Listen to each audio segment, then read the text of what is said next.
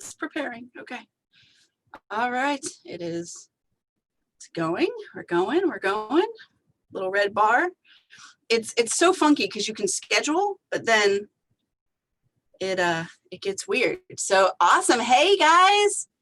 Hopefully we'll take a couple seconds here. Hopefully you guys can hear us okay, see us okay, that everything is good on the viewer side. Welcome. I am super excited for today's panel with you guys today. We have some amazing, incredible speakers, and I'm excited to learn from them and for them to hear their words of wisdom for us.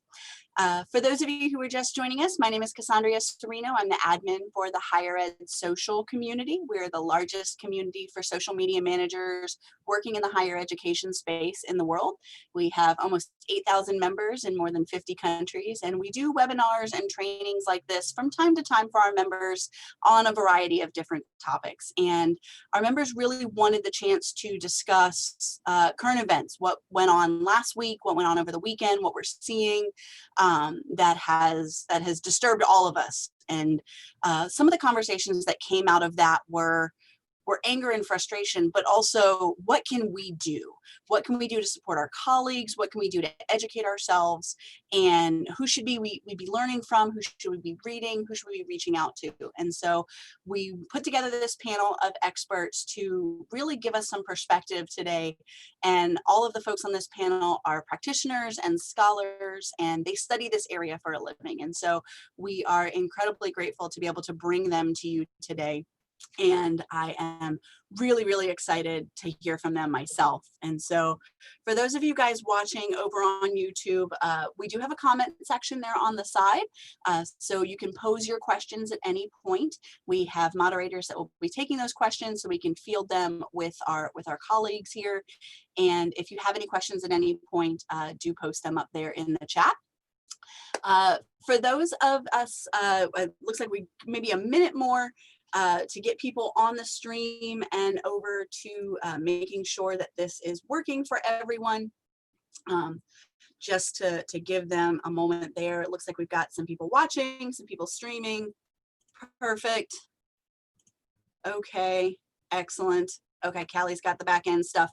So really excited to talk to you guys about our panelists today. We have 4 panelists that are going to be joining us today. Dr. Tunette Powell from UCLA, Dr. Joey Ratcliff from the University of Houston, Kierra Alderman, who is a CEO and minister and author, and Dr. Jurée coming to us from Georgia State University. So how the panel is going to be set up today is we're going to have each individual panelist, we're going to talk with them individually and have them speak to us for a few minutes. And then at the end, we're going to pull in all of those conversations and answer any questions. So if that sounds good to you guys. Awesome. So Dr. Powell today is joining us from UCLA. She's out in LA. And Dr. Tunette Powell is a powerful storyteller. She is an educator who believes that truth is a form of activism and an agent for change. As an established author and lecturer, Dr. Powell has published 2 nonfiction books and spoken to groups around the country on topics including the school to prison pipeline, parent engagement, and institution-induced collective trauma. In addition, she was a 2013 TedX speaker and has appeared on Oprah's Life Class, NPR, CNN, and MSNBC. Dr. Powell earned her PhD in education from the University of California, Los Angeles, UCLA, and her dissertation, The Scars of School Suppression, Narratives as Testimonies of Collective Trauma, examined the wounds dealt to Black parents of children who have been suspended in early childhood education. She also serves as the director for the UCLA Parent Empowerment Project, which is a project focused on developing, nurturing, and sustaining parent engagement and parent leadership in schools, and especially at schools serving Black and Brown families. So Dr. Powell, we are really excited to hear from you today, and take it away. Yeah, thank you for having me here. It is a lot of mixed feelings today, being on the call. And I think, I think this is important. And I think, as we think about the things that are happening in our country right now in this moment, I hope that we will also remember that this is not just about a moment in time. especially in the United States, and I would dare say globally, that we've always had these things going on. And I think that, you know, because of technology and things like cameras and video, we're able to see it right in our face. And sometimes there are events that happen that, you know, people can't turn away from. But this is life in America for Black people every day. And many of them don't get the national attention. And so I just wanna, I think I wanna start there, because I think that it's important for us to not get lost in a moment. I also think that it's extremely important that we don't just put all of our eggs in the basket of police brutality, right? It's easy for us to be comfortable at our homes or at our businesses and say, you know, this is happening over there and that's so sad, and we need to work on police reform, or we need to, you know, defund police, or all of these things. And we see that very siloed, as if the only problem in America is police brutality.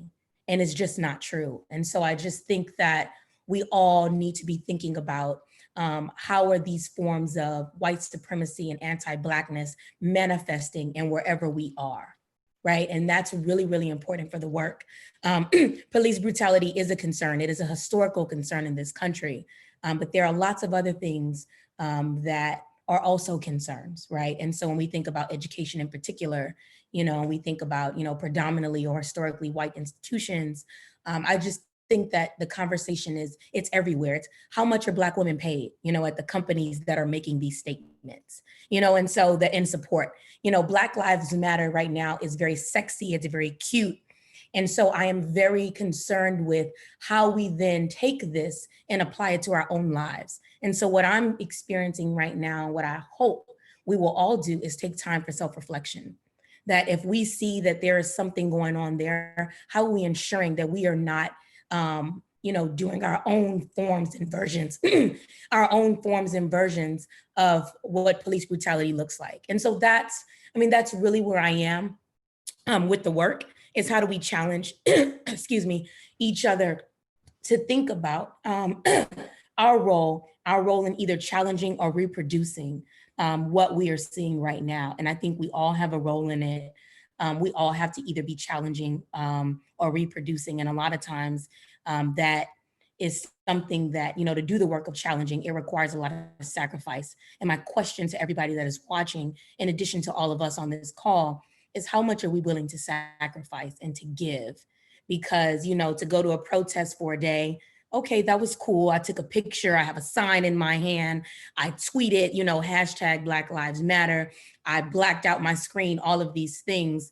But if we really want to see change, and we're talking about systemic change, then we're going to have to sacrifice. And so the question that I pose today is, what are we willing to sacrifice? That's a heavy comment, heavy question to everyone, I think, too, because there is an element of sacrifice when you speak up, and it's scary. You can, I know in our higher ed social group, people were posting things, you know, my campus leadership isn't necessarily supportive, and I'm feeling really sticky about this. And I don't know, do I speak up? Do I risk my job? Do I, you know, I feel these feelings, but how can I be an ally and care out loud? I think that's something that's real and that people need to be willing to confront. But also, like you mentioned, are we willing to live in a world where we can't do that? Right, you know, right. What is making it so unsafe for people to feel like they can't speak up and they can't speak out and be an ally in this space? And so what does that look like? And if I could just have one follow-up to what you just said, you know, this question of, you know, if I speak up, you know, what happens? Allyship says, you know, throw that out the window, that, you know, I have to be willing to lose my job, to, you know, to lose something, to give up something. You know, at this point, I'm ready to die if I have to. Right. And so I'm thinking about my kids' kids, everybody else's kids. Like, if this is what we want, we have to be willing to sacrifice. And so I have to speak unapologetically. And I think if you're going to be a good ally, you have to be willing to do that same thing, because Black people don't have the option to say, am I going to lose my job? Is my neighborhood going to be destroyed? You know, are they going to tear up my grocery store? It's like, this is our lives. And so if Black Lives Matter, how much are we willing to sacrifice? And like I said, I'm willing to give my life if I have to. And so that's what allyship calls for. It calls for you to be unapologetic about that and to do the work of checking yourself daily. But that's where we are right now. We have to be willing to give that much. And if we are not truly allies or co-conspirators, whatever word we want to use, but it requires sacrifice and it is uncomfortable. It is. It's very uncomfortable. It is challenging to think that we might be doing something wrong, or that we, there's some sort of issue with this, and we're not always going to have the right answers, especially for those of us in academia. We think, we're smart. We have all the right answers. We're advisors. We're professors. It's literally our job to have the right answer. And so, what can we do with that is really heavy. Awesome. So, thank you so much, Dr. Powell. This has been fantastic. I'm going to share our screen here to give so as we move into Dr. Ratcliffe. And Dr. Radcliffe, Joey Radcliffe, is originally from Brookhaven, Mississippi, and he received both of his bachelor's and master's degrees from the University of Mississippi, and his doctoral degree in ethical leadership from the University of St. Thomas in Houston. He has presented at over 50 conferences, and his work and his research focuses on the higher education disparities, college student transitions, critical whiteness studies, and racial allyship. He currently lives in Houston, Texas, and Joey enjoys playing tennis, taking in as much international cuisine as he can, and visiting small coffee shops in his spare time. And so I want to turn it over here to Dr. Ratcliffe on his portion of our program. Yeah, sure. Thank you so much, Dr. Serrano, and thank you so much, Dr. Powell. That was powerful, and I couldn't agree with you more on what you were saying. And I just really appreciate the opportunity to come into this space, to be invited into this space, and really kind of just chat with you today a little bit about my own work and kind of how and kind of my thoughts on this past week. I've been doing a lot of educating, as I'm sure we all have in some way, shape, or form, and but I've been really looking at these people who have been in my DMs and who've been asking me what they can do to help, and really it's just come from an educational standpoint. And I'm an educator and I'm a researcher, and so really it's been developing these kind of it's kind of framing how we got here, because I think something that is so important to understand is that there's a history here, and there's 400 years of it, and so we did not get here by chance, and this society was set up to be this way. I think a lot of things that have been said, the system is not broken. It is doing exactly what it was designed to do. And so, but my own research kind of calls into this critical whiteness theory. So I wanted to kind of ground us a little bit. And so my work really starts with, my dissertation was on the role of the university in developing a social justice racial consciousness in white American males. And so I really looked at how the structural diversity of the institution has an impact on this social conscious racial development, and something that I went into a lot, and how I think it really fits in. If you're talking about higher education, if you're talking about religion or church, if you're talking about society, you're talking about institutions, and typically oppressive ones. And so this is all founded on how whiteness operates. So this is from Cabrera, Watson, and Franklin, and this is their kind of model when talking about higher education for how whiteness operates. And so really quickly, whiteness is rooted in all these things. So color blindness, for an example, just typically being like your typical "I don't see color," right? And so that's an example of whiteness is color blindness. Epistemologies of ignorance is more so saying whiteness will tell you that it is everything but race. It's ignorant to the fact that race is a factor in some of these things. And so it may be the one saying, like, people who saying like, don't put race into it, this is not a racial thing, and when it truly is. If race is involved, race is involved. The big one, whiteness is social dominance, being more so on just how it permeates through every system, through every action, and through every vessel, that it is just it has a dominant hold on society, and that's how a lot of white people are socialized.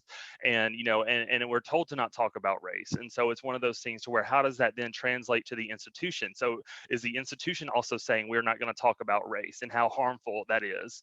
And then we have assumed racial comfort, and so this is this is really the one that I think a lot of people have really been talking, about as well, in terms of, I'm an ally, but like don't challenge me, because then that makes me feel uncomfortable, and therefore I don't want to feel uncomfortable talking about race. And so that in a way is really being able to sustain white supremacy. And so I think it's important to understand.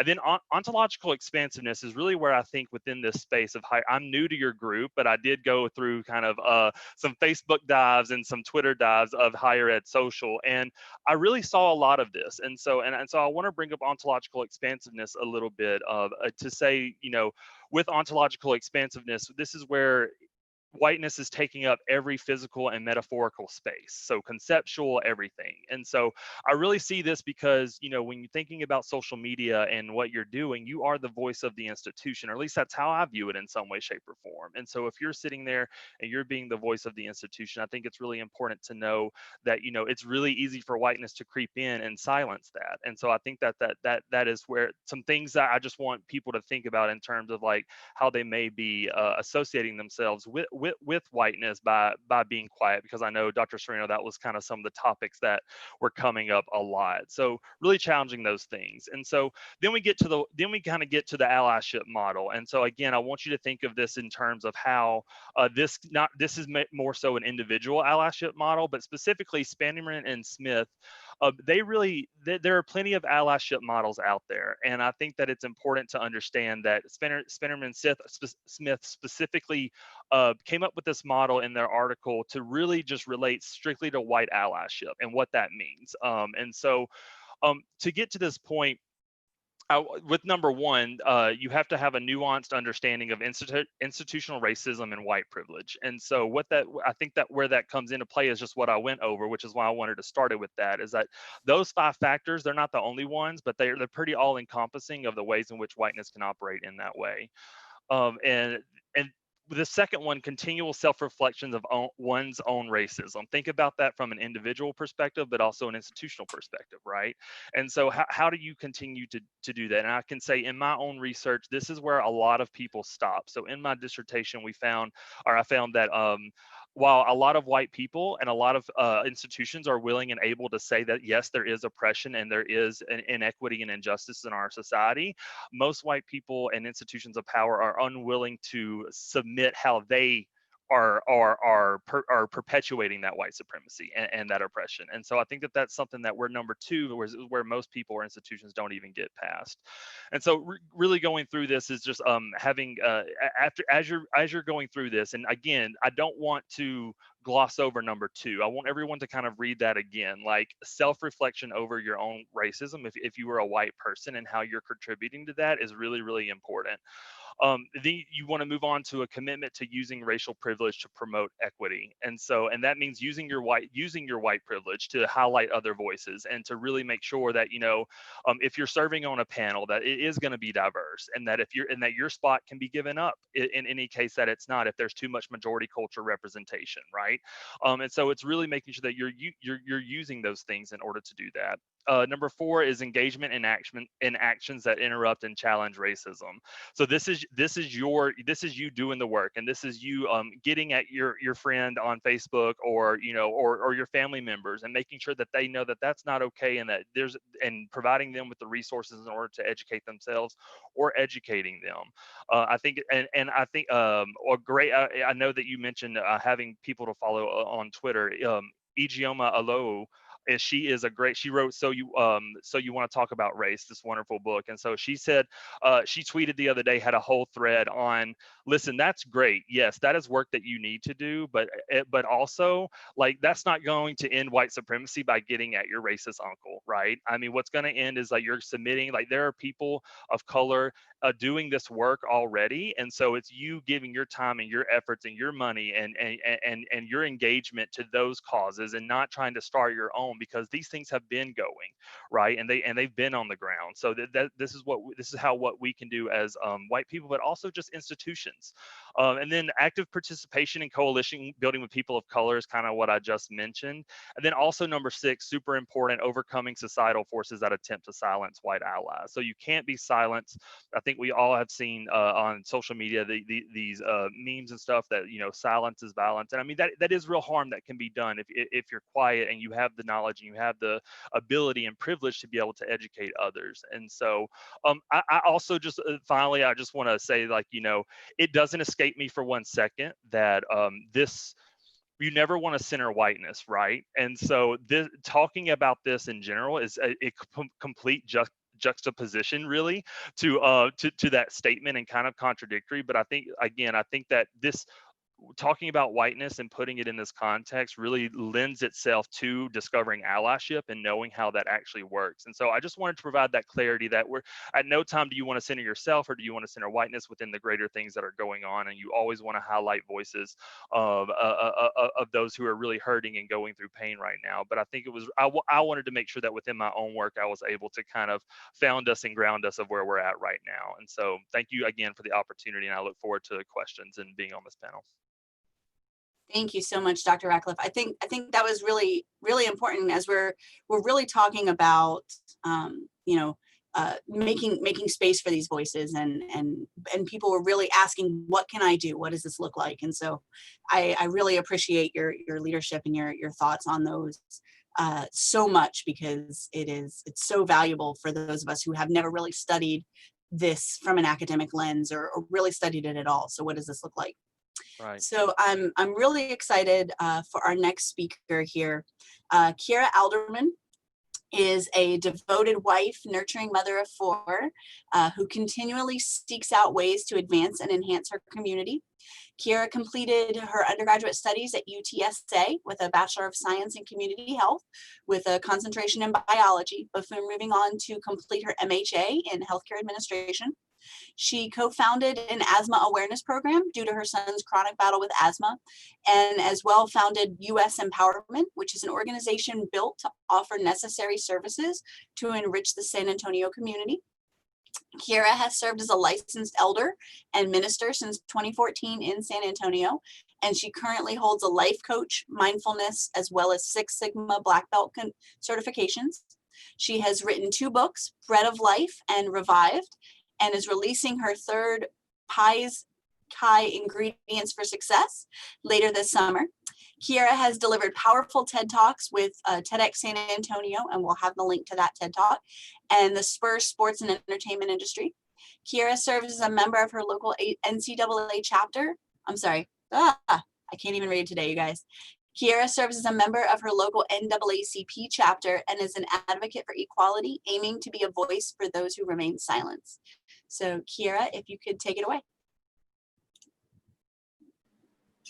Hello, everyone.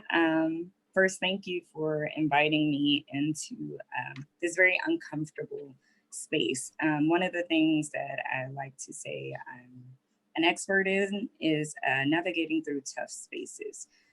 So that's a state that we're currently in. We're all trying to find our way, how to navigate through it, how to help others find their way through it. And I'm just grateful for the opportunity to be able to have a moment.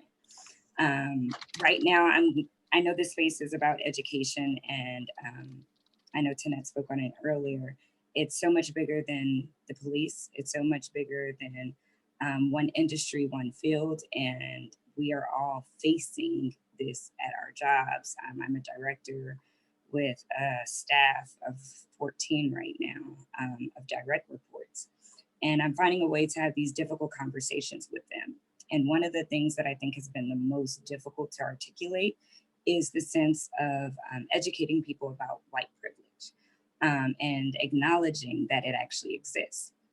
And so for this forum, I'm gonna make us all uncomfortable, because that's what this situation calls for, is for us to be uncomfortable. So in this situation, I could easily come. It was difficult for me to get on. I debated on it. I prayed about it. I thought about it. And as I looked in and I reviewed and I seen all the people commenting and all the people asking questions, my gut began to sink, because none of them looked like me. I didn't see my representation. I didn't see Black women. I didn't see Black men. I didn't see my face. And then I'm invited to speak on a panel, and 3 other panelists are Black women. And so you get this gut-wrenching feeling of, am I being invited in this space to help clean up a mess that I didn't orchestrate? Like there's Google, there's web, there's all these other resources. Why is racism still a topic of debate? Why isn't it understood?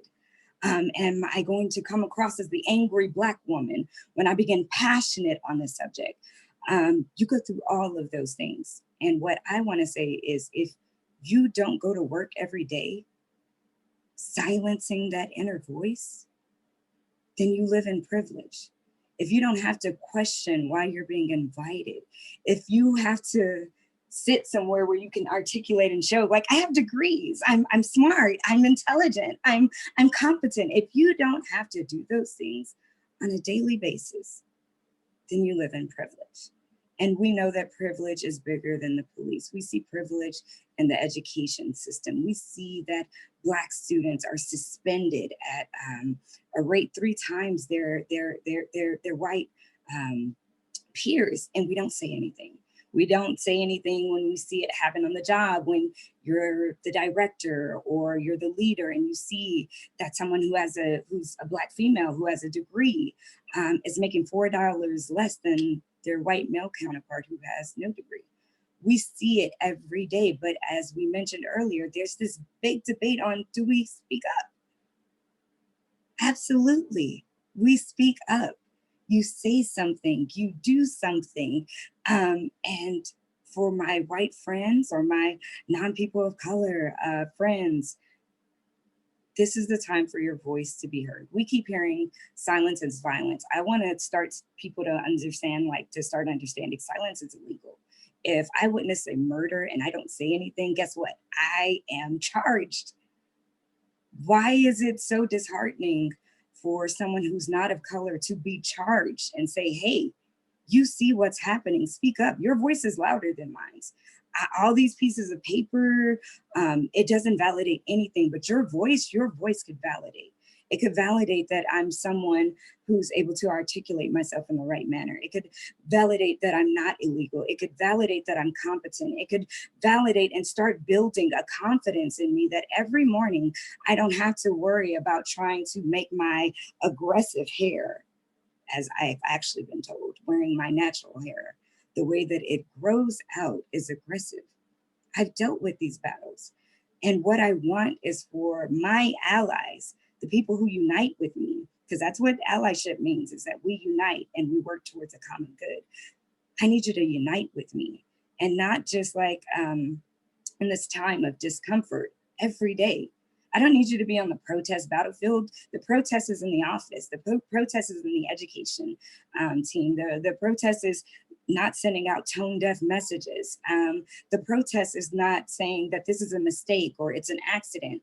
It is being honest in these spaces and saying, although I don't know what it's like to be in your shoes, I empathize with it. And I really want to help. And I want you to know it's uncomfortable for me. Talk about being uncomfortable. I know it's hard for you. It's hard for us. Imagine living in a state of pandemic for over 400 years. The pandemic right now, it crushed people. They were confused. Government shut down. People lost their job. Like, imagine that the pandemic is racism and living in that constant state of fear, of uncertainty every single day. That's what your students are facing. They don't want this copy and paste MLK speech. They don't want you to say that, necessarily all Black Lives Matter. No, we want you to be honest and say, this is a hurtful time. I'm sorry that the blind eye was turned. I'm sorry that you feel that way. I'm also uncomfortable, and I want to share this uncomfortable space with you. That's what we want. So step up into it. I went to a protest recently, and one of the things that's most shocking, and I'm going to wrap it up really quickly, I just want to talk about it really quickly. One of the most captivating things wasn't the diversity. It wasn't everybody that was there. It was a moment when I took my camera around and I see, a Black gentleman, another Black gentleman, a Black lady, and white lady. And the white lady immediately ducks as soon as the camera goes to her. And it was just that reminder that she felt the need to hide. I can hide my tattoos. I can hide my past. I can hide my history. The one thing I can't hide is my skin. And so many people, fortunately, have shown up and talked about this because they feel like they get to hide behind a mask right now due to the pandemic. What we want you to do is stop hiding and actually speak up and help us. We don't want you to have the answers. We just want you to be uncomfortable with this. Wow. Thank you so much for that. Honestly, the comments coming in on the chat on YouTube are a lot of folks appreciate you making us uncomfortable. Thank you for sharing your experiences. Your words are empowering, and it's meaningful for those of us who don't experience that to hear, you know, what does that feel like the idea every day that people are judging you and that you feel like, no, I have to constantly prove myself. That's heavy. Yeah. And it sucks. And I'm sorry somebody said that about your hair. Like that's like I'm fired up about it. Like, who do we need to go talk to? Like right now, like I want to see somebody say that about somebody. Like I don't know. This is just a really heavy topic. And we need to have these conversations. And so I really thank you from that aspect and Glad to be of assistance. And we wanted these voices in this panel. You know, we asked for speakers, and we put this together last minute, and you guys were gracious enough to bend your schedule and be able to join us for this. So I am honored and elated to be a part of it. Thank you. And I was just really impressed with your work and your ministry and talking about sort of this intersectionality of being female and what does this look like and how can we advocate for that. So thank you so much. Comments are flooding in. It's yes, Carissa says it's real about the hair. Ashley, yeah, that sucks. Like that pisses me off. It's a real thing. It's a real thing. Like life is getting heavy, and it's definitely my place of privilege that I haven't noticed its heaviness until, yes, and I was just like about to say, yes, that you're stating that it's getting heavy. For so many of us, it's been heavy. Yeah. And I'm just so glad because I know the world is in a state of shock and it's uncomfortable, but for the first time, there's so many Black people saying, you know, it's the best I've felt because it's not just on my shoulders. People have been part of these NAACPs, part of these events. So this new like awakening that so many people are going through, we're just glad that it's being talked about more, and you're seeing it globally now. So I'm grateful that I am alive and present today to be able to witness it, because I do think real change and real reform is on the horizon, but it takes all of us to do it. It does. We have to, it's only going to get lighter if we all help carry it, right? And we have to fix it. So thank you for that. So I want to move on to our fourth panelist, Dr. Jurée Capers is an assistant, is an assistant professor in the Department of Public Management and Policy at Georgia State University.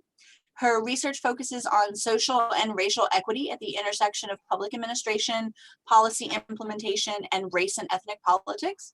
She often combines organizational theories, representation, and bureaucratic politics research to explain the factors that influence bureaucrats' decision-making and the implication of this process for historically marginalized populations. Substantively, her research centers on social policy issues, particularly those of education. A second line of her research explores the policy implications of ethnic diversity and bias within racial groups. Specifically, it probes how and why African, Caribbean, and Afro-Latin immigrants differ from US-born Blacks in their decision-making, policy attitudes, and political experiences. Currently, she is developing a multi-city project to examine how race, ethnicity, and immigrant status affect bureaucratic responsiveness to newcomers and immigrants' political responses to such interactions. Other topics of her interest and research include higher education governance and management and school desegregation.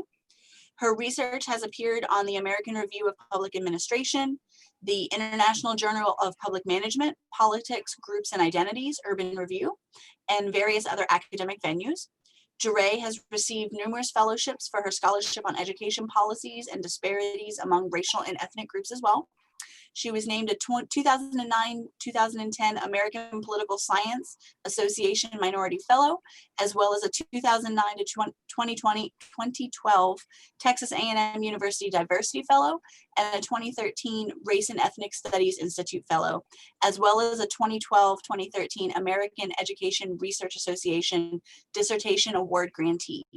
Dr. Capers holds a PhD in political science from Texas A&M University, and she's a 2008 graduate of Winthrop University, holding degrees in psychology and political science. I told you our panel was fantastic today, you guys, like so much excellence. And so I want to turn it over to Dr. Capers to offer us her thoughts. Thank you. Thank you so much. Let me just say that it is just an honor and a pleasure to be here speaking with you all and just being a part of this amazing panel.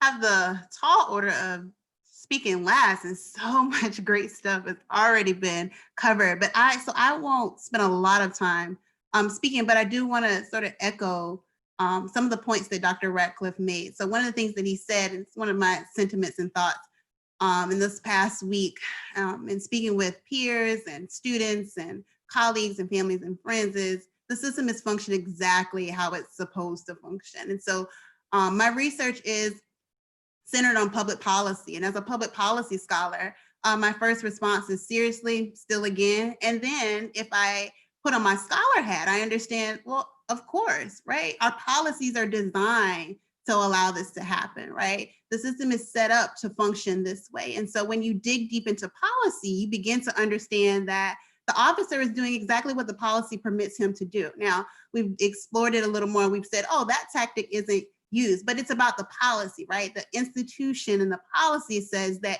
you do have the right to restrain someone and you have the discretion to restrain them as you see fit. And that's in the policy, right? And so that action that he took is embedded in the institution and the policy. And so when we understand that, then we begin to understand that it's bigger than this individual actor, right? And so if you take it even broader, as Dr. Powell said, then it goes beyond police brutality, that it's in all of our policies and all of our systems. It's in education, it's in health, it's in criminal justice, it's in economic policy, it's in housing policy, and it's in everything. And so while I am equally upset and frustrated and tired and exhausted and numb all at the same time, somehow, I understand when I look back and I understand what I've been trained to understand, I say, of course, right? And so today, I'm so happy that we get to have this discussion because we can start to think about how do we look at policies and where can we make sure that the policies actually reflect the will of the people, right? Not just one group of people, but all of the people, right? And so that's sort of the issue. Black people will tell you, we know we've been left out of the policy completely. And in fact, some policies have been explicitly written to exclude us. And that's historically, that's not just today, it's from the beginning of time. And so at some point we get to offer some advice on things to read and things to explore. And as an academic, of course, I have a reading list. I love creating a reading list. We love syllabi. And so I'll be happy to share some of those things so that you can begin to dig into the history of our public policies and start to understand that, oh, this isn't just a one-off. This is exactly how this is supposed to work. And so when we want to see some change, and if we want to figure out what do I need to do? Well, the first thing you need to do is, one, educate yourself on that, but then begin to speak up about these policies and begin to push your elected officials, those people who work for you, to change these policies. They're supposed to reflect you and they're supposed to reflect your will. And so if you're not pleased with that, then you need to do something and speak up against those policies. So Dr. Powell charged us and said, what are we willing to give up? Well, the key thing you should be willing to give up is the comfort that those policies have given you, right? So you have to be willing to say, hey, this policy doesn't actually help everybody. It just helps white people, or it just helps one group. You have to be willing to give that up. That's what giving up your privilege looks like. That's what expanding opportunity looks like. That's what equity looks like. It's not, protesting is great, right? But you have to be willing to make this society a better version of itself. Thank you. That is absolutely amazing. Thank you so much for that. It's it seems like in the chat, this conversation is really resonating with our viewers for sure, especially the fact that it's by design, right? The system is not broken. The system is functioning exactly as it was designed. That is what systems do. And confronting the fact that that's a thing, and we have to take apart the system if we want to make it better, right? So we do have questions coming in from our audience here, and so I'd like to bring these to you guys, and then whoever would like to take the question, feel free. So one comes from one of our higher ed social managers. She says, as a Black social media specialist, the only Black person on my marketing team and the only social media specialist at my school, as part of openly acknowledging microaggressions in the workplace, I want to report something that my boss did. But how can I report something anonymously when it is very obvious where something is coming from? How do I ensure that these things aren't swept under the rug, but also there aren't any repercussions against me? I don't know who wants to take that. That's a hard one. I'll take it. And again, I don't recommend necessarily that you do the things that I've done. The honesty of it is you are going to walk in there with the sacrifice of potentially losing your job. But because I've done that and I've lost my job. And you know what? I got moved and escalated into something powerful and greater and more magnificent than I ever could have imagined. But what I did in that moment, and it wasn't immediate, but what I did in that moment was set the tone that it won't be tolerated. That I chose ethics and integrity, and it was affecting something bigger than myself. They set up new policies, they changed things, and it didn't happen for a year later, but it was the most uncomfortable thing. And I think that's what real leadership, that's what real advancements, that's what real ethics call for, is to be put in those situations. And again, there's going to be somebody who's going to tell you, hey, don't do it, especially for me being African-American, and I was raised like the real Black side. So I'm very honest and candid about the experiences that I've had. And the first thing I remember, like, having the real conversation with my parents, and the first thing they said was, don't rock the boat. We get told that as a society all the time. Don't rock the boat, put your head down, you make great money, you have a great job, or whatever it is. But right now, again, I'm a person who really navigates in those difficult spaces. And I realized things that were changing, and what I was requesting was so much bigger than myself. And as long as I sat back and was silent, there were people around me that I found out later who weren't African-American, who were also uncomfortable, and they wanted to speak out, and they were having a hard time at that, watching me go through things. And I never would have known those things if I didn't voice it. And once I voiced it, real allyship, if you got real allies in that office, they should come forward too. That's what this is about, is that somebody who works with her, speak up. You see it, you know it, you hear the jokes that happen probably behind her back. Speak up in this moment and stand with her. That's what this is about. And if someone isn't willing to stand,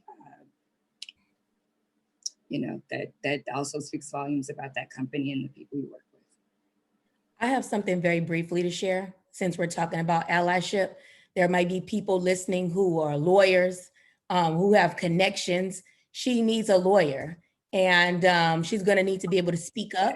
She's going to need to, and put her job on the line. If we want to be good allies, somebody connected with a lawyer right now. That is allyship.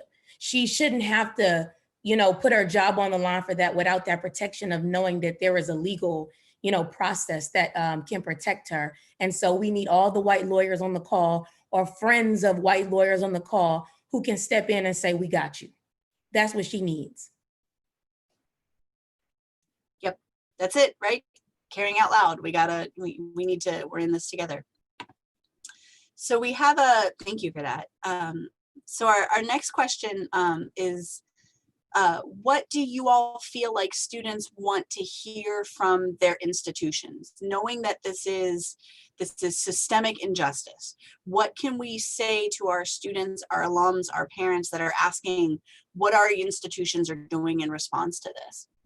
I want to let other people speak on this. I just want to I want to think about this question that says students, and it's very general, because I want to know which students are we speaking to? Because I think, there's this overall sense of students, but Black students might need something different in this moment. They might need to hear something different in this moment than white students. So I'll push that conversation that when we think about what institutions need to be saying or what students need to hear, we need to think about that question is very racial and very racializing. And that's all I'll say.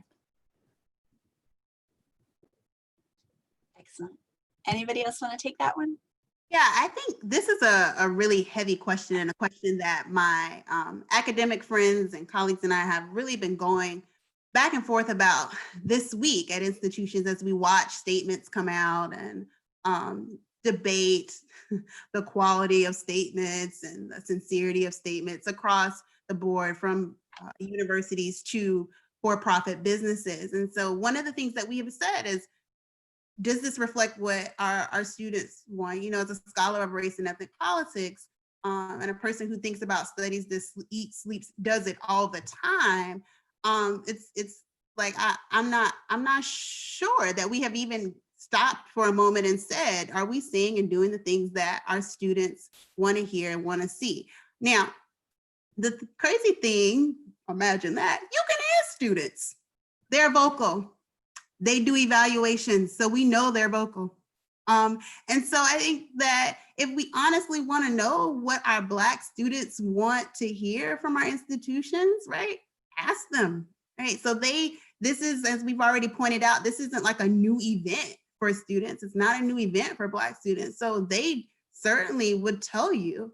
I know from and this is anecdotal, from the students that I work with that I've reached out to and we've communicated this week to check on each other, they just want to know that you support them, right? So the students are on the front lines, the students are protesting, right? And they want to know that you aren't giving them the side eye or saying to them, oh, you shouldn't do that, or you didn't follow the proper process. They want to know that you support them. So that's sort of one of the basic things they want to know. Now, what other things do they want to know, or how else do they want to be supported? They'll tell you, ask them, but you have to make the effort. So one of the things that universities should probably do is actually communicate with their students. I'll leave it there and let someone else add. Yeah, I totally agree, and could not agree more with that about asking students and getting their input on it. But the only thing that I don't really want to add, but just also have people think about, is this piece of optics versus action. So these statements that are coming out on social media, and like, is your institution doing it to be optically pleasing to everyone, or are they doing it with actionable steps that are following what they're saying? Yes, you should condemn these murders, and yes, you should condemn white supremacy and racism. That is a given. But if they're not following up with actionable steps, it is falling on deaf ears. And I think that that's what we've seen. I think that's what we've seen through plenty of different statements that have come out, that we are that it really is just, there's no action behind it. And I think that that's what's really concerning, is that whenever these things are coming up, yes, within your statement, I encourage you to also have already planned out an affinity space, if you will, or and go ahead and start talking about how you're going to support through this, and that at this affinity space we're going to come up with even more steps, because we can't just, as institutions of higher education, we can't just continue to simply have these conversations every few years when there's a national event of unrest, right? And when these things are taking place. So these are ongoing conversations that we should be having all the time. And I think that that's really important to start thinking about whenever you're in your statements, like making sure those components are in there. That's powerful. Yeah, our viewers are saying, don't just say you're about it, be about it.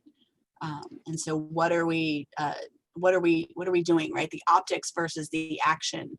And I think that's the big thing is as a student, been a student for a while, the one thing I know I would ask is, what are you doing? We hear so many schools saying, oh, we're looking into things, we're exploring. What does that look like? What are you doing? Are you holding meetings? Are you creating platforms for certain individuals to be able to showcase their voices? Are you changing policies? Are you changing your curriculum? Are you offering more African-American studies? I think many individuals have come forward and say, I've ran into my fellow classmates who are talking about being uncomfortable right now and learning about MLK and oppression and slavery. And it's like, it's a tough space, learning about history that doesn't appeal to me, or I don't even really have a history or a lineage to, but so many African Americans have done that all their lives. So what are you doing, once again, to help navigate this? What are you going to offer? What is the new complaint? I mean, I know right now there are a ton of schools going through people complaining, people bringing up old racist tweets from fellow classmates about teachers. What are you doing to fix that? A lot of schools are stating we're investigating. What does investigation look like? Let us know that you're doing something. There's so many things that are going to happen in this time.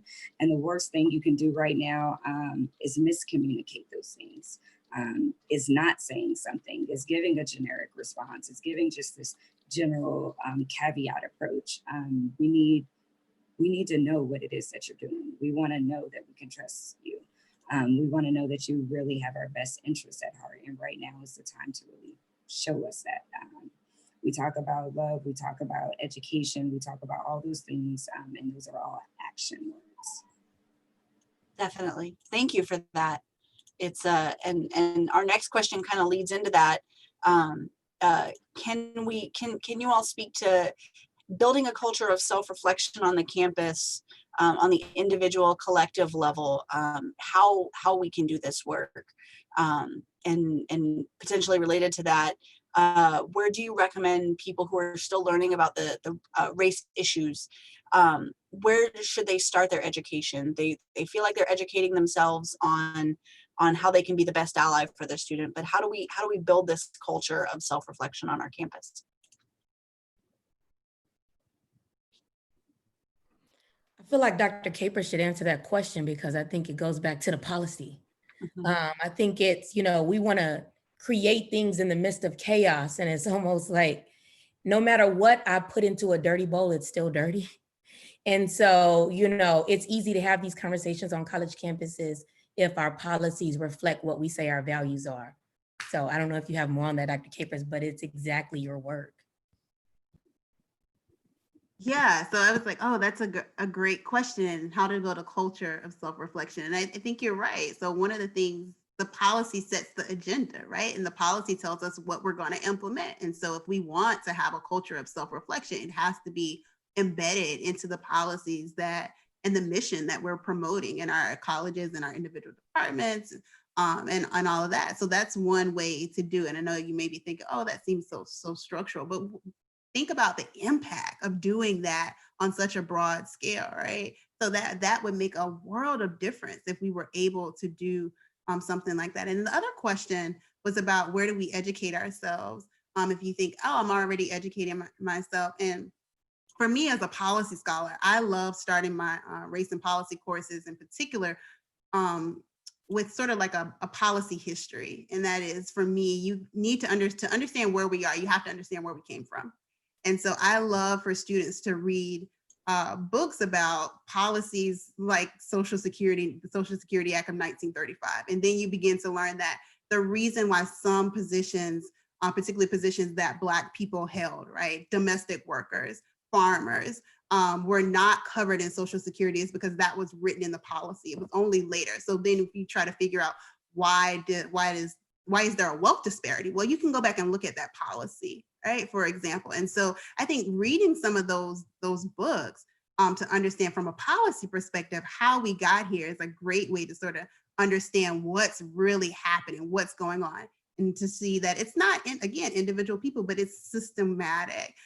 So for example, one of the books that I love assigning is When Affirmative Action Was White, and it's by Ira Katz-Nelson, and it talks about the ways in which we've actually had affirmative action in this country for a very long time, but it was exclusionary affirmative action in a way that excluded Black people. And so that's a book that gives you a whole history of how affirmative action isn't a new thing, but it worked in a different way. Similarly, I love assigning this book called Shaping Race Policy, and it talks about the compromises that were established and coming up with employment discrimination policies, for example. And there were compromises to appease Southern Democrats in a way that today have allowed gaps in how affirmative action operates and employment discrimination operates, and why the person it is the burden of the employee to prove that something has happened instead of the employer having to say, no, I didn't do that, and this is how I can show it, right? And so that is embedded in policy. And so those are some ways to really start grappling with understanding how this thing works. Wow, I want to take this class now. I feel like really understanding that historical background, and we've got to have policy experts on our campus, right? There's got to be people on all of our campuses who study this and could direct us to these things, or offer trainings for maybe our staff on campus, or even just seeing their syllabi and their recommended readings. A lot of the comments coming in are asking about recommended readings. So we will work on compiling a list and put it here in the comments for people. All of the books that our panelists have mentioned and the speakers, we will compile that and put that in there as well for our folks who are live streaming on the other side of this. And so we really have just a few more minutes here for just to kind of quickly wrap up. I've got one last question, and then maybe any final thoughts from our panelists would be great. For a school, if let's say there's a school that does a lot of social justice, diversity work, and it's pretty good for faculty and students, but it's very bad for the staff. And so how can we address that better, making sure that we're managing all of our campus constituents and showing up for all the people on our campus equally within that?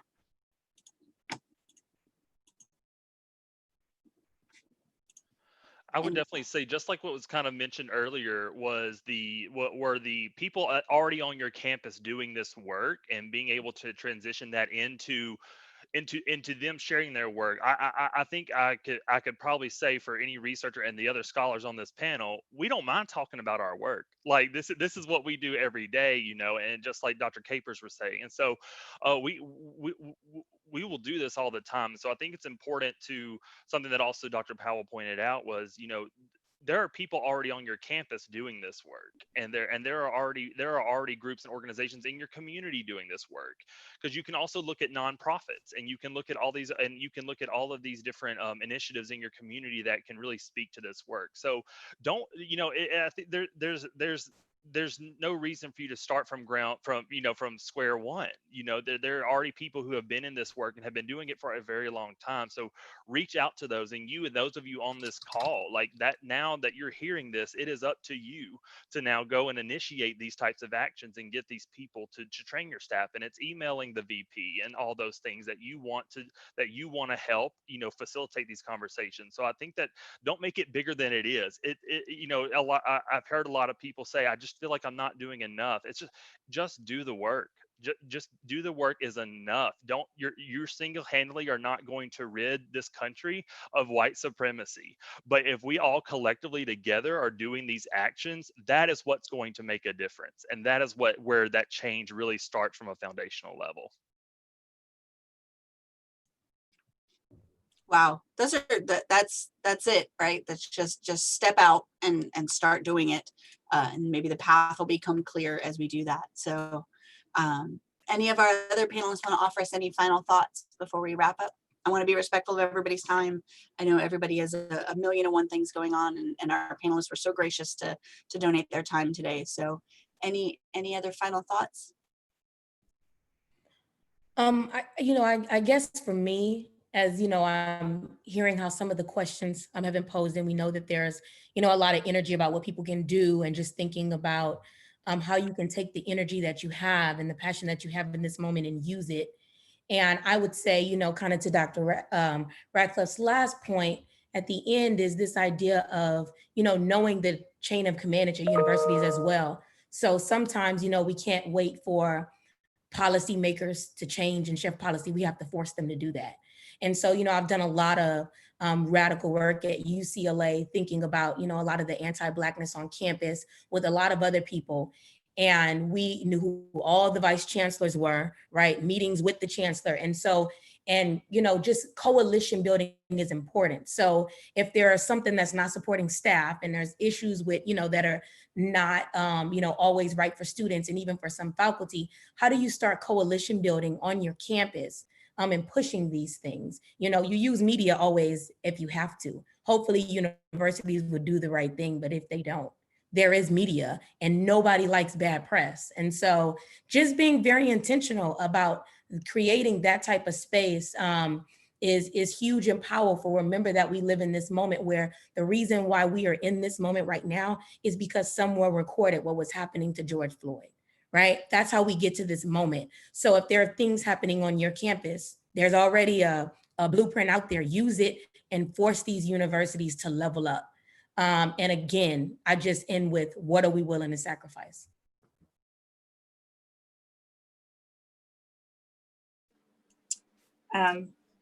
Dr. Ratcliffe, Dr. Powell kind of touched on the same things, and I'm just going to piggyback on it because I am going to have to cut out. So I first want to say thank you for inviting me. I appreciate all the dialogue that has happened. Dr. Capers also with her phenomenal mentions of the policy, because being in leadership, I definitely agree with it.